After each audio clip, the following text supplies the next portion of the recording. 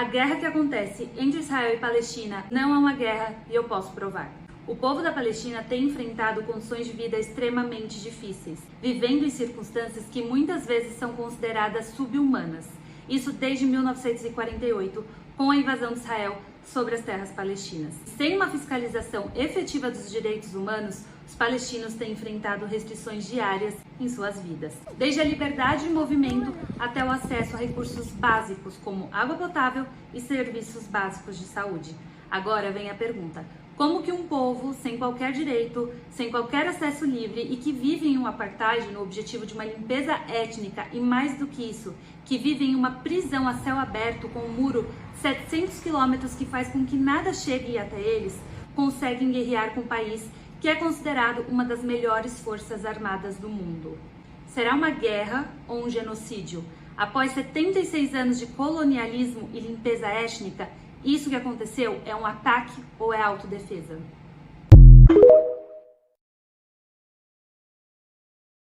São mais de 3.000 anos de conflitos naquela região onde está a Palestina e Israel.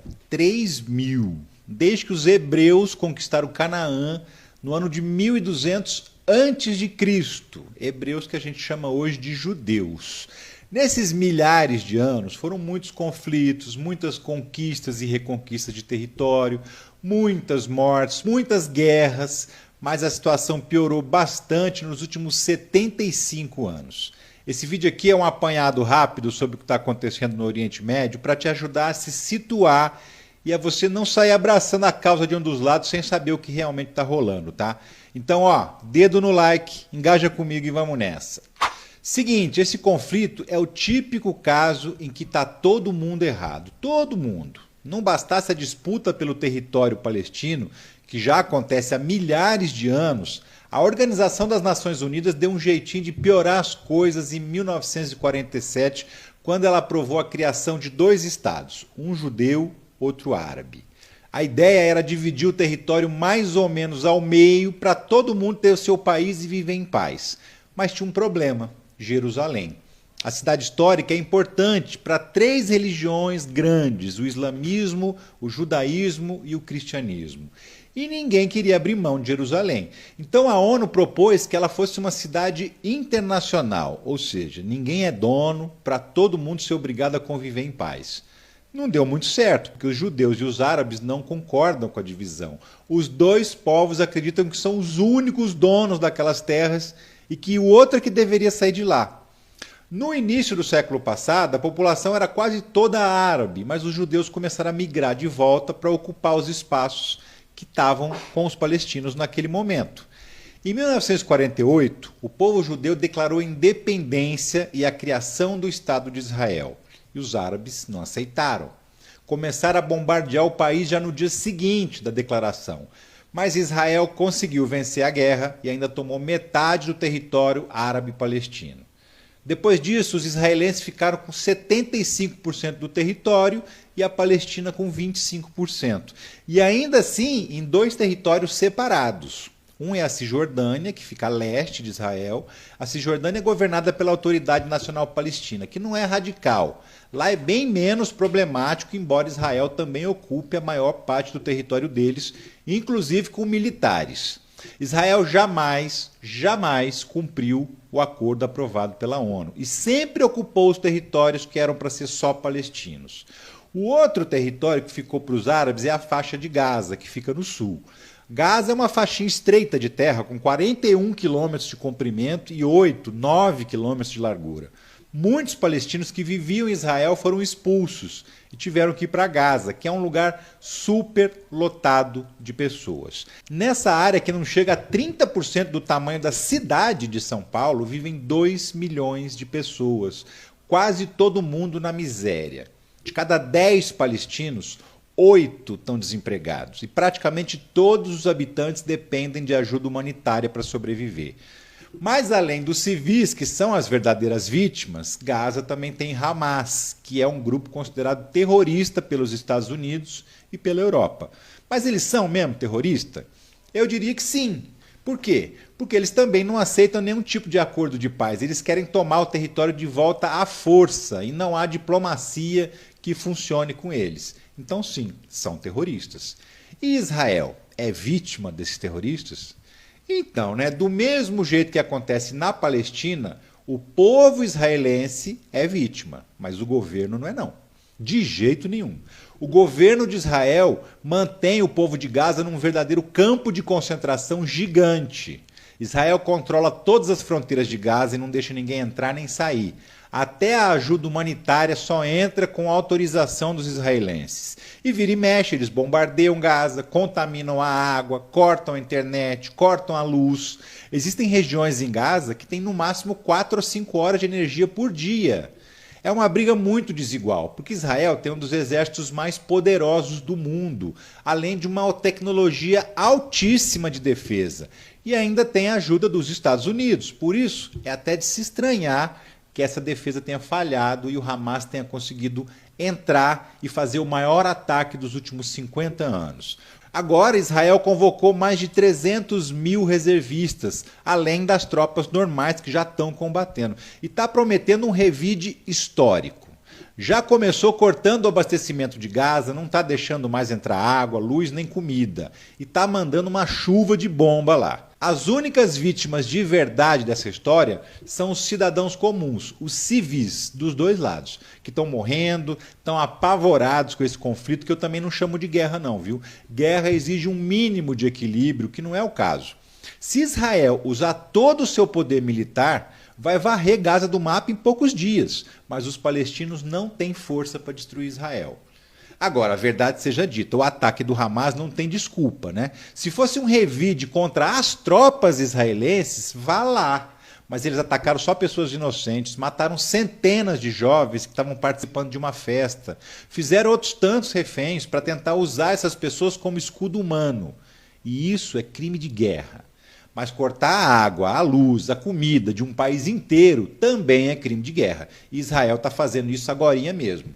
Ah, mas a imprensa é quase toda pró-Israel?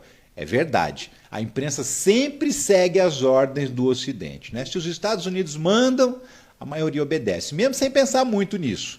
O melhor que você pode fazer é acompanhar esse conflito sem torcida, porque senão você corre o risco de descobrir no futuro que estava apoiando o vilão. Ainda mais quando os dois são vilões, né? Então a minha sugestão para você é, fica na sua, acompanhe as notícias, tenha visão crítica, mas não embarca nessa torcida por um dos lados, porque aí a chance de você errar... Tá devendo? É? Então fica nesse vídeo aí, porque esse assunto aqui te interessa, viu? Começou a última etapa do Desenrola, é o programa de renegociação de dívidas do governo federal. E nessa etapa dá para negociar todo tipo de dívida. Água, luz, banco, boletos. Vou te explicar como é que faz para participar e também para saber se você se enquadra, né? Então, senta o dedo no like, engaja comigo, vamos nessa? Seguinte, 9 de outubro. É a data em que o governo lançou a última fase do Desenrola, para quem tem dívidas de até R$20 mil. 32 milhões de brasileiros estão nessa situação e vão poder resolver a vida agora. Essa etapa é a que envolve a maior quantidade de pessoas endividadas e vai funcionar assim. Antes de abrir para você participar, o governo já tinha feito um leilão com as empresas interessadas em receber as dívidas. A parte delas no leilão é oferecer o maior desconto possível e o governo entra com a garantia do pagamento. Na média, o desconto ficou em 83%. É muita coisa. Para você ter uma ideia, o total bruto de todas as dívidas do Desenrola era de mais de 150 bilhões de reais. Com os descontos que foram oferecidos pelas empresas, esse valor caiu para 25 bilhões, segundo os dados do Ministério da Fazenda. E cada dívida que forma essa bolada vai poder ser paga, sabe como? Em 60 vezes. Do total de pessoas que podem participar dessa etapa, 21 milhões de pessoas ganham até 2 salários mínimos e têm dívidas de, no máximo, R$5 mil. Essa é a faixa 1 do programa. A faixa 2 é para quem tem dívidas entre 5 e 20 mil reais e aí não importa a renda. Como é que faz para participar? Primeiro, você precisa ter conta no aplicativo GovBR, que é o app do governo federal. Quando você abre a conta lá, conforme você vai dando mais informações a seu respeito, no cadastro vai subindo de nível para bronze, prata, ouro. Para participar do Desenrola tem que ser no mínimo prata, mas não precisa se preocupar com isso, porque na hora de fazer o cadastro, desde que você preencha tudo direitinho, você já consegue ser prata logo de cara. O app é bem fácil de usar, é bem intuitivo. Quando você entra no aplicativo e vai para o Desenrola, se a sua dívida estiver no bolo, você já vai ser avisado do tamanho do desconto que a empresa vai te dar e vai ter a opção do número de parcelas para você pagar. Se parcelar, tem juros, mas não é aquele juro em cima do valor total da dívida, né? E sim em cima do valor já com desconto. Então vale muito a pena. O plano é reduzir bastante o número total de brasileiros endividados, que antes do Desenrola estava em 70 milhões de pessoas. É gente que está sem poder comprar prazo, sem poder alugar um imóvel, fazer um plano de telefonia, de internet, e que agora vai poder resolver isso. Agora, tem que ter cuidado para não cair em golpe, hein, gente? O cadastro para participar e a renegociação são feitos exclusivamente pelo desenrola.gov.br ou então pelo aplicativo GovBR de celular. Se alguém te procurar oferecendo vantagem para renegociar sua dívida e disser que é pelo Desenrola, corre sem olhar para trás, porque é cilada, é golpe. Depois que você entra no programa, tem prazo de 20 dias para finalizar a negociação. Se não concluir em 20 dias, você sai da fila e a fila continua andando. Muita atenção para duas coisas. Primeiro, o programa vai durar até o fim do ano. Então não enrola muito para entrar no Desenrola, senão você não desenrola as dívidas. E segundo, as dívidas que podem ser renegociadas são aquelas contraídas entre 1º de janeiro de 2019 e 31 de dezembro de 2022. Vou repetir, hein? Só vale dívida entre 1º de janeiro de 2019 e 31 de dezembro de 2022, ou seja, o fim do ano passado. Dívidas fora desse prazo não fazem parte do programa do governo, o que não quer dizer que elas também não podem ser renegociadas direto entre o devedor e o credor. É que muitas empresas estão oferecendo descontos fora desse prazo, mesmo sem fazer parte do programa.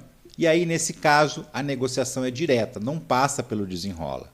Se tudo der certo, a gente vai ter uns 30 milhões a menos de brasileiros endividados. 30 milhões de pessoas a mais com nome limpo nesse fim de ano, podendo voltar a comprar prazo e ajudar a girar a roda da economia. O que a gente não pode esquecer é que esse programa faz parte de uma negociação entre o Lula e o PDT do Ciro Gomes, que tinha feito essa proposta na campanha e, quando chegou no segundo turno, negociou um apoio do Lula em troca de fazer o programa no governo dele, de renegociação da dívida dos brasileiros. O nome disso é política, né? Quando ela é bem feita, democraticamente, todo mundo sai ganhando, como agora.